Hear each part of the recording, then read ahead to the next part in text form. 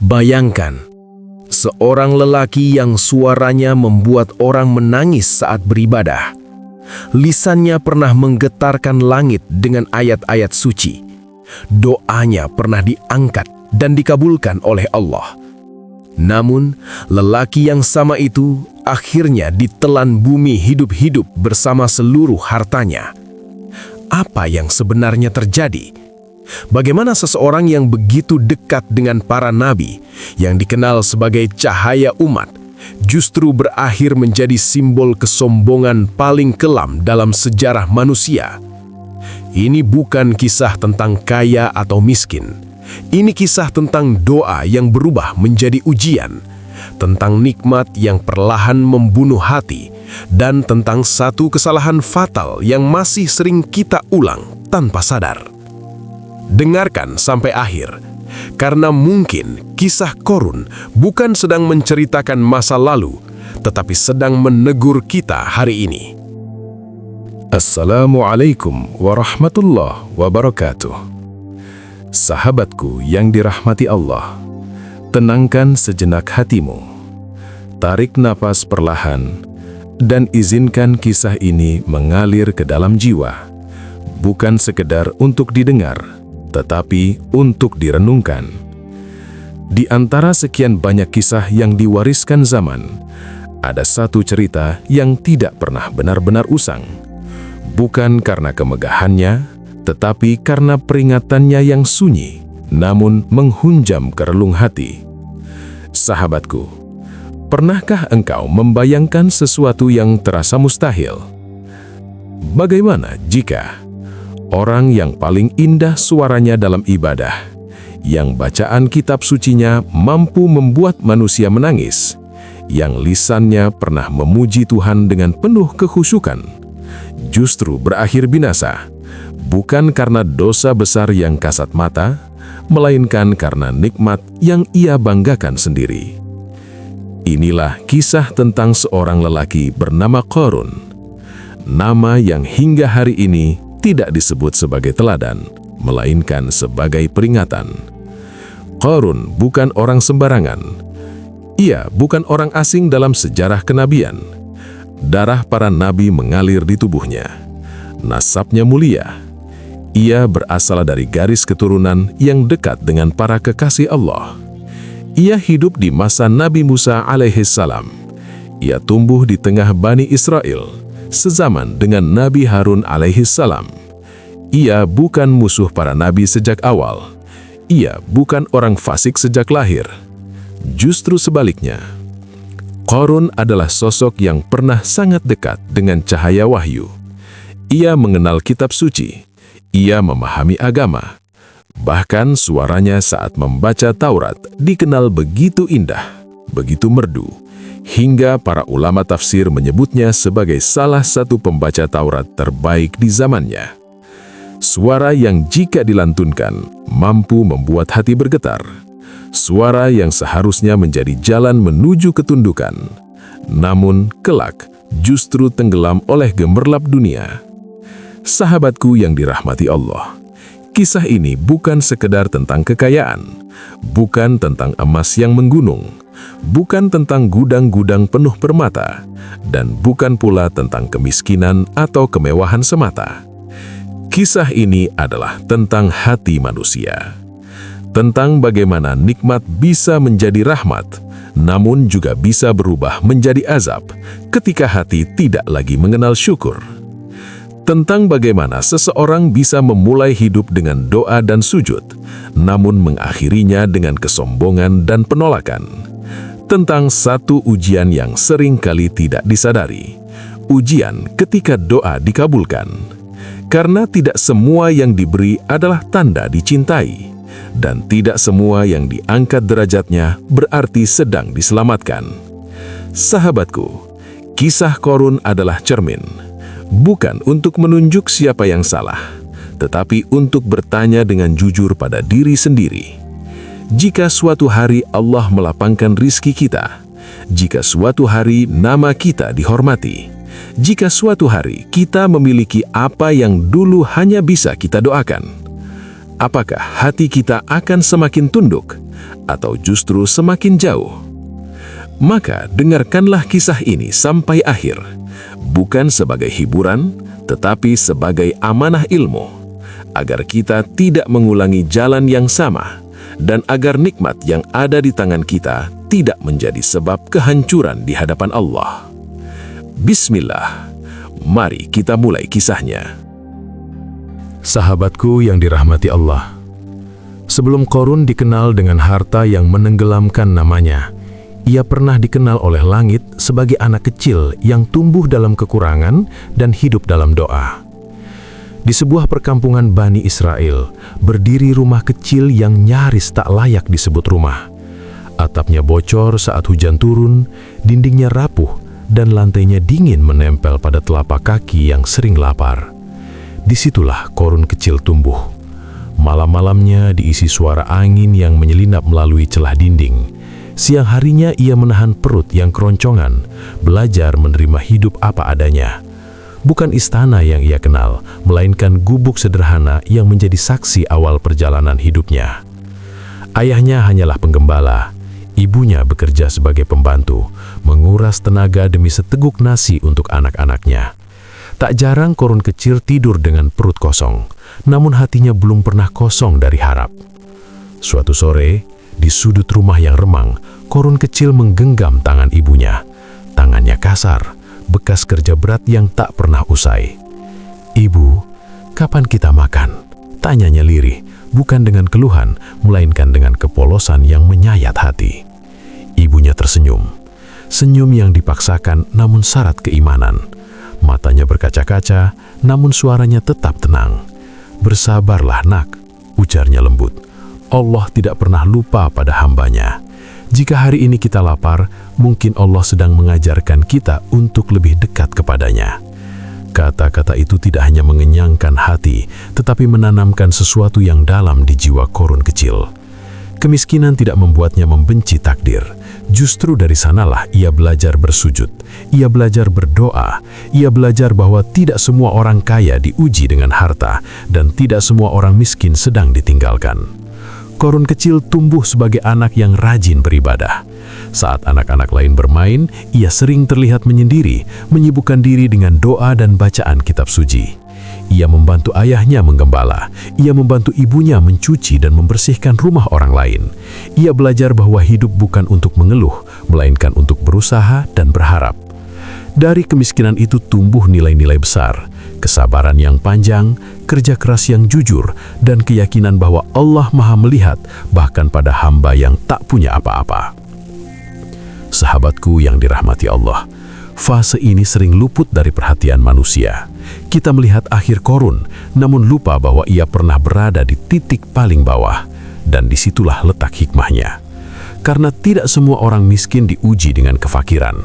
Sebagian sedang disiapkan, dibentuk, dilunakkan hatinya. Bukan untuk diuji dengan kekurangan selamanya, melainkan untuk menghadapi ujian yang jauh lebih berat saat kelak kelimpahan datang. Kemiskinan pernah mengajarkan Qorun untuk menunduk kepada Allah. Namun pertanyaannya kelak bukanlah apakah ia bisa sabar saat miskin, melainkan apakah ia masih bisa bersujud saat semua yang dulu ia doakan benar-benar Allah kabulkan. Disinilah akar kehidupan Qorun tumbuh. Akar yang kuat, namun kelak diuji oleh badai yang tidak disangka-sangka.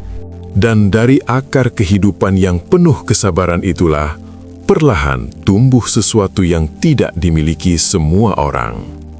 Sahabatku yang dirahmati Allah, Allah tidak hanya menguji Qorun dengan kemiskinan, tetapi juga menganugerahkan kepadanya cahaya. Cahaya itu bukan emas, bukan perak, bukan kekuasaan. Cahaya itu adalah suara. Ketika Qorun mulai membaca Taurat, udara seakan berubah. Kata-kata suci yang keluar dari lisannya mengalir lembut namun menghunjam. Bukan sekedar dibaca, tetapi dihidupkan. Orang-orang yang mendengarnya terdiam. Sebagian menunduk, sebagian menangis tanpa tahu mengapa. Seolah ayat-ayat itu tidak hanya singgah di telinga, tetapi langsung mengetuk pintu hati. Suara Qorun tidak keras, namun dalam. Tidak berteriak, namun menggetarkan. Karena itu ia dijuluki Al-Munawwir, yang bercahaya. Bukan karena pakaiannya, bukan karena kedudukannya, melainkan karena suaranya mampu memantulkan cahaya wahyu ke dalam jiwa manusia. Di masa itu, tidak banyak yang memiliki kemampuan seperti dirinya. Para ahli tafsir menyebut, Qorun adalah salah satu pembaca Taurat terbaik di kalangan Bani Israel. Dan cahaya itu tidak berjalan sendirian. Ia berjalan beriringan dengan kedekatannya kepada Nabi Musa dan saudaranya Nabi Harun. Qorun bukan hanya pendengar dakwah, ia adalah bagian dari perjuangan itu. Ia duduk di majelis para nabi, ia belajar langsung dari sumber kebenaran. Ketika Nabi Musa berdakwah, Qorun hadir dengan suaranya. Ketika Nabi Harun menguatkan umat, Qorun melantunkan ayat-ayat Taurat yang menenangkan hati yang lelah. Ia membantu menyampaikan risalah. Ia membantu menghidupkan iman di tengah kaum Bani Israel yang keras kepala dan mudah berpaling. Saat suaranya mengalun, orang-orang teringat kepada Allah. Mereka teringat pada janji dan ancamannya. Mereka kembali bersujud setelah lama lalai. Dan Qorun menyaksikan semua itu. Hatinya saat itu masih lembut, masih mudah tersentuh, masih menangis dalam doa, masih gemetar ketika menyebut nama Allah.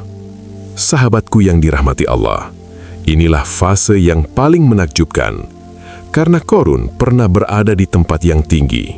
Bukan tinggi karena dunia, tetapi tinggi karena kedekatan dengan cahaya ilahi. Ia tidak hanya dikenal oleh manusia, ia dikenal oleh langit. Namun disinilah letak misterinya. Karena tidak semua cahaya ditakdirkan untuk terus bersinar, dan tidak semua orang yang pernah dekat dengan kebenaran akan selalu menjaganya. Ada cahaya yang redup bukan karena ditiup angin luar, melainkan karena hatinya sendiri perlahan berpaling. Qorun pernah menjadi cahaya, pernah menerangi, pernah menghidupkan iman orang lain. Namun sahabatku, cahaya pun bisa redup jika pemiliknya mulai menoleh kepada kilau lain yang tampak lebih memikat di mata, namun lebih gelap di akhir perjalanan. Dan dari sinilah kisah ini mulai berubah arah. Dan sejak saat itu, kehidupan Qorun tidak lagi berjalan dengan langkah yang sama. Sahabatku yang dirahmati Allah, kekayaan yang datang begitu cepat tidak memberi waktu bagi hatinya untuk menyesuaikan diri. Ia seperti seseorang yang tiba-tiba berdiri di puncak yang tinggi, sementara kakinya masih gemetar oleh luka masa lalu. Tanggung jawab keluarga yang dulu menakutkan, kini terasa ringan di tangannya. Namun justru disitulah rasa takut yang baru lahir. Takut kehilangan, takut jatuh miskin lagi, takut semua ini lenyap seperti bayangan saat matahari condong. Dan ketakutan itu perlahan mengikat hatinya pada dunia.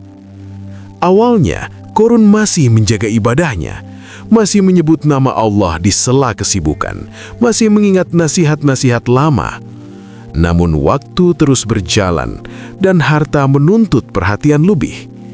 Gudang harus dijaga, ternak harus diawasi, perdagangan harus diperluas, kesempatan harus dikejar. Satu demi satu, ibadah mulai bergeser ke pinggir. Bukan karena ditinggalkan sepenuhnya, melainkan karena ditunda. Nanti saja, katanya. Nanti saja, bisiknya. Dan penundaan yang berulang perlahan menjadi kebiasaan. Hatinya mulai penuh oleh hitungan, untung dan rugi, tambah dan kurang, siang dan malamnya dipenuhi perhitungan dunia. Sementara itu, rasa cukup kepada Allah mulai memudar tanpa ia sadari. Sahabatku yang dirahmati Allah, inilah bentuk perubahan yang paling halus namun paling berbahaya. Bukan perubahan dalam ucapan, tetapi perubahan dalam ketergantungan. Qorun masih mengenal Tuhan, namun ia mulai merasa tidak lagi terlalu membutuhkannya. Ia masih berdoa, namun doanya kini lebih sering tentang menjaga apa yang sudah ada, bukan tentang menjaga hati agar tetap tunduk. Ia masih bersujud, namun sujudnya tidak lagi lama, tidak lagi penuh tangis, tidak lagi seperti saat ia miskin dan hanya punya harap. Dan di sanalah ujian semakin mengeras. Karena harta bukan hanya mengubah jadwal hidup, tetapi juga cara memandang diri sendiri. Korun mulai merasa bahwa dirinya aman karena kepintarannya, karena strateginya, karena usahanya. Ia lupa bahwa semua itu pernah ia minta dengan penuh air mata. Sahabatku, di titik ini Allah belum menurunkan azab, belum ada peringatan keras, belum ada tanda kehancuran. Yang ada hanyalah kesempatan. Kesempatan untuk kembali, kesempatan untuk mengingat, kesempatan untuk menata ulang niat. Namun justru disinilah banyak manusia tergelincir. Karena ujian terbesar bukanlah saat kita kekurangan, melainkan saat kita merasa telah cukup. Dan sebelum kisah ini melangkah lebih jauh, biarkan satu kalimat ini menetap di hatimu. Tidak semua doa yang dikabulkan adalah tanda ridho. Sebagian doa dikabulkan untuk memperlihatkan siapa diri kita sebenarnya ketika nikmat benar-benar berada di genggaman tangan. Dan Korun sedang berdiri tepat di ambang ujian itu. Dan dari titik ujian itu, sesuatu yang gelap perlahan tumbuh di dalam dada Korun. Sahabatku yang dirahmati Allah, kekayaan Korun kini tidak lagi sekadar cukup. Ia melimpah, menggunung, dan mulai menekan jiwanya dari dalam. Gudang-gudang besar dibangun, bukan satu, bukan dua, tetapi banyak. Di dalamnya tersimpan emas, perak, dan harta yang tak terhitung. Bahkan kunci-kunci gudang itu tidak mampu diangkat oleh satu orang. Harus dipikul oleh beberapa lelaki kuat karena beratnya. Pemandangan itu membuat orang terdiam. Sebagian kagum, sebagian iri, sebagian takut. Namun Korun justru berdiri dengan dada membusung. Harta yang dulu ia doakan dengan air mata, kini ia pandang dengan kesombongan. Orang-orang miskin mulai datang, bukan untuk meminta banyak, hanya sekedar sepotong roti, sedikit bantuan, sedikit keringanan. Namun yang mereka dapatkan bukanlah tangan yang terbuka, melainkan kata-kata yang menusuk. "Pergilah," bentaknya.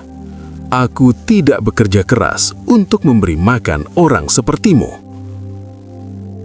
Tangis seorang ibu tua jatuh ke tanah, namun hati Korun tidak lagi mendengarnya. Ia mulai memamerkan kekayaannya. Pakaiannya berkilau, rombongannya panjang. Setiap langkahnya seolah ingin berkata, "Akulah yang paling berhasil." Di hadapan orang banyak, ia berkata dengan bangga, "Semua ini aku dapatkan karena ilmuku, karena kepintaranku, karena strategiku." Kalimat itu terdengar biasa bagi telinga yang lalai. Namun di langit, kalimat itu adalah peringatan berbahaya. Karena di sanalah Korun meniadakan peran Allah dari nikmat yang ia genggam. Sahabatku yang dirahmati Allah, kesombongan tidak selalu datang dalam bentuk teriakan. Kadang ia datang dalam keyakinan diam-diam bahwa kita tidak lagi membutuhkan Tuhan. Melihat keadaan itu, datanglah Nabi Musa dengan hati yang berat. Bukan untuk mencela, bukan untuk menjatuhkan, tetapi untuk menyelamatkan. "Korun," ucapnya lembut, "ingatlah, apa yang kau miliki adalah titipan. Gunakanlah untuk kebaikan. jangan kau lupakan hak orang lain, dan jangan kau rusak bumi dengan kesombongan. Para tetua Bani Israel pun ikut menasihati dengan suara yang penuh harap. Kekayaanmu bisa menjadi jalan menuju kebahagiaan dunia dan akhirat. Berbagilah, karena memberi tidak akan membuatmu miskin. Namun, apa yang terjadi? Korun tertawa, bukan tawa bahagia, tetapi tawa yang keras dan dingin. Kalian hanya iri, katanya. Aku lebih pintar, aku lebih tahu cara hidup, aku tidak butuh nasihat. Dan sejak saat itu, hatinya mengeras. Nasihat tidak lagi masuk, peringatan terasa seperti hinaan, kebenaran terasa mengganggu. Allah Subhanahu wa Ta'ala pun menurunkan firman-Nya sebagai peringatan yang jelas. Sesungguhnya Korun adalah termasuk kaum Musa, tetapi ia berlaku aniaya terhadap mereka. Dan kami telah menganugerahkan kepadanya perbendaharaan harta yang kunci-kuncinya sungguh berat dipikul oleh sejumlah orang yang kuat. Surat Al-Qasas ayat 76. Namun sahabatku, ayat yang dibacakan tidak selalu sampai ke hati yang telah tertutup. Dan di titik inilah kesombongan Korun bukan lagi sekadar sifat, ia telah menjadi jalan hidup. Jalan yang pelan-pelan mengarahkan pada kehancuran yang tidak bisa ditawar lagi. Dan ketika kesombongan itu tak lagi tersembunyi di dalam hati, ia menuntut untuk ditampilkan. Sahabatku yang dirahmati Allah, Korun tidak puas hanya memiliki harta. Ia ingin dilihat, diakui, dikagumi. Maka pada suatu hari, ia keluar ke tengah kota dalam sebuah pawai kemegahan yang belum pernah disaksikan sebelumnya. Kereta-kereta dihias emas dan perak. Pakaian para pengiringnya berkilau. Langkah-langkah mereka teratur, seolah dunia berjalan mengikuti iramanya. Korun duduk di pusat perhatian. Pakaiannya memantulkan cahaya matahari. Perhiasannya menyilaukan mata. Ia tampak seperti raja, padahal ia hanyalah hamba yang lupa dirinya sendiri. Kerumunan berkumpul, pasar terhenti, percakapan terdiam. Sebagian orang berbisik dengan mata berbinar, "Seandainya aku memiliki setengah dari hartanya." Sebagian lain menelan ludah, hatinya dipenuhi iri dan angan-angan. Dunia memukau mereka, dan kelalaian pun menyusup tanpa izin. Namun tidak semua mata tertipu. Di sudut pasar, berdirilah orang-orang berilmu. Wajah mereka tenang, namun sorot matanya penuh keprihatinan. "Mengapa kalian terpesona?" kata mereka lembut. "Apakah kalian mengira inilah puncak kebahagiaan? Ketahuilah, apa yang ada di sisi Allah jauh lebih baik dan lebih kekal.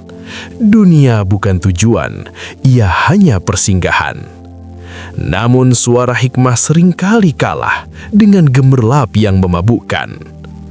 Korun mendengar bisikan itu, namun bukan rasa takut yang muncul, melainkan kesal. Ia turun dari keretanya, melangkah dengan angkuh di hadapan orang banyak. "Lihatlah aku," katanya lantang. "Ini semua hasil ilmuku, kerja kerasku. Siapa di antara kalian yang mampu menyamai aku?" Pasar menjadi sunyi, tidak karena kagum semata, tetapi karena takut. Seorang lelaki bijak memberanikan diri berbicara. "Wahai Korun, jangan biarkan hartamu menipu dirimu sendiri. Syukurilah nikmat ini sebelum ia menjadi sebab kehancuran." Korun tersenyum sinis. "Kalian hanya pandai berbicara, aku pandai menghasilkan. Itulah bedanya." Dan di hadapan publik, kesombongan itu tidak lagi tersamar. Ia berdiri telanjang dalam keangkuhannya sendiri. Malamnya, Qorun tertidur di ruangannya yang penuh harta. Emas di kiri, permata di kanan. Namun tidur itu tidak menghadirkan ketenangan. Dalam mimpinya, ia berdiri sendirian di tanah yang tandus. Gudang-gudangnya lenyap, hartanya tak tersisa. Suara menggema dari segala arah. Di mana semua yang kau banggakan? Di mana harta yang kau kira menyelamatkanmu? Qorun terbangun dengan nafas terengah. Keringat dingin membasahi wajahnya. Namun sahabatku, mimpi itu tidak ia renungkan. Ia tidak sujud, ia tidak memohon ampun. Ia hanya berkata dalam hati, itu hanya bunga tidur. Dan dengan itu, peringatan terakhir pun diabaikan. Karena ketika nasihat ditolak, ketika hikmah dianggap gangguan, ketika tanda-tanda dipalingkan dengan angkuh, ingatlah satu kalimat ini. Saat peringatan terakhir ditolak, yang tersisa hanyalah keputusan Allah. Dan keputusan itu tidak pernah salah alamat. Dan setelah peringatan terakhir itu diabaikan, langit pun diam. Bumi bersiap berbicara. Sahabatku yang dirahmati Allah, pagi itu terasa berbeda. Udara menegang, angin berhenti sejenak, seakan menahan nafas menunggu keputusan. Lalu, bumi bergetar. Awalnya halus, seperti detak jantung yang tak beraturan. Namun detik berikutnya, guncangan itu menguat. Retak demi retak merambat di tanah yang selama ini memikul kemegahan Qorun. Tanah terbelah. Lubang menganga terbuka, menelan lantai marmer, menyeret pilar-pilar megah dan menggulung gudang-gudang penuh emas yang dulu dibanggakan. Qorun berteriak, bukan teriakan sombong seperti di pasar, melainkan jeritan panik yang lahir dari ketakutan paling purba. Hartaku, selamatkan aku! Ia berusaha meraih peti-peti emas yang meluncur ke kegelapan. Ia memanggil pengawal, ia memanggil kekuasaan, namun tidak satu pun menjawab. Bumi terus bergerak, dan satu demi satu Qorun bersama seluruh hartanya ditelan tanpa sisa. Jeritannya menghilang, tertutup oleh sunyi yang menyusul dengan mengerikan. Sahabatku, di kejauhan masyarakat menyaksikan dengan tubuh gemetar. Ada yang menutup wajah, ada yang jatuh berlutut, ada yang menangis mengingat keinginan bodoh yang pernah terlintas di hati mereka. Ketakutan berubah menjadi penyesalan. Penyesalan berubah menjadi kesadaran. Yang kemarin berkata, seandainya aku seperti Qorun, kini berbisik dengan suara bergetar. Seandainya Allah tidak melindungi kami. Di tengah kerumunan itu, berdirilah Nabi Musa dengan wajah yang berat oleh duka, namun tegas oleh kebenaran. Beliau berkata lantang, namun menembus dengan kelembutan. Beginilah akhir orang yang sombong. Kesombongan adalah jalan kehancuran. Tidak ada harta, tidak ada kekuasaan yang mampu melindungi dari keputusan Allah. Lalu firman-Nya pun terengiang sebagai penutup yang abadi. Maka kami benamkan dia bersama rumahnya ke dalam bumi. Maka tidak ada baginya suatu golongan pun yang menolongnya terhadap azab Allah. Dan tidaklah dia termasuk orang-orang yang dapat membela diri. Quran Surah Al-Qasas ayat 81. Izinkan aku bertanya dengan lembut, apakah harta yang kita kejar hari ini mendekatkan kita kepada Allah? Ataukah diam-diam menjauhkan tanpa kita sadari? Jika nikmat bertambah, apakah sujud kita ikut bertambah? Jika rizki dilapangkan, apakah hati kita makin lapang untuk berbagi? Ingatlah, kekayaan adalah amanah, syukur adalah penyelamat, dan kerendahan hati adalah benteng paling kokoh. Tenanglah di akhir kisah ini. Biarkan pesan itu menetap. Semoga kisah Qorun tidak hanya kita dengar, tapi kita jadikan cermin sebelum bumi mengingatkan. Jika kisah ini mengetuk hatimu, mohon dukung dakwah ini dengan like Tuliskan komentar muhasabahmu dan subscribe channel Manisnya Pahala agar kita saling mengingatkan dalam kebaikan. Wassalamualaikum warahmatullahi wabarakatuh.